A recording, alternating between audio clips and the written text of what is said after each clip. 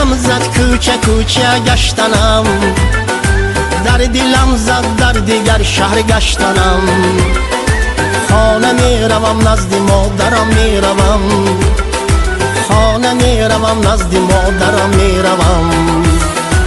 در دلم زد در غریبی گشتنم، در دلم زد کوچه کوچه گشتنم، در دلم زد در دیگر شهر گشتنم.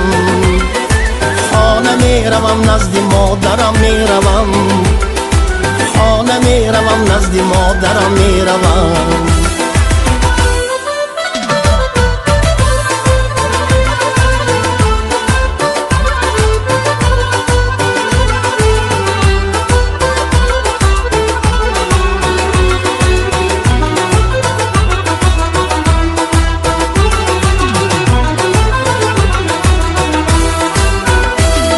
روز گذشت و ماه گذشت و سال گذشت، عمر من در این غریبی ها گذشت. من ندانم چی سختیه در دلی من، این شبی من شب نمیسلی روز گذشت. در دلم زد در غریبی گشتنم، در دلم زد کوچه کوچه گشتنم، در دلم زد در دیگر شهر گشتنم. خانه می روم نزد مادرم می روم، خانه می روم نزد مادرم می روم.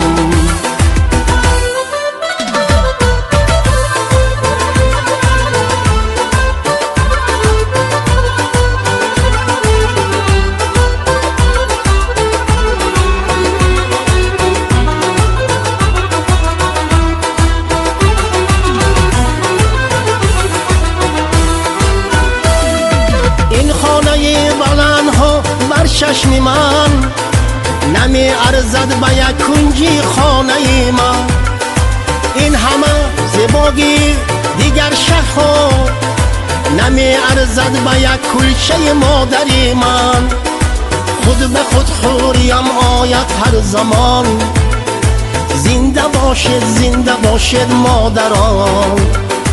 خانه می روم این سحر خیزم ز خواب، تا ختم تا گشته من پرشتاب.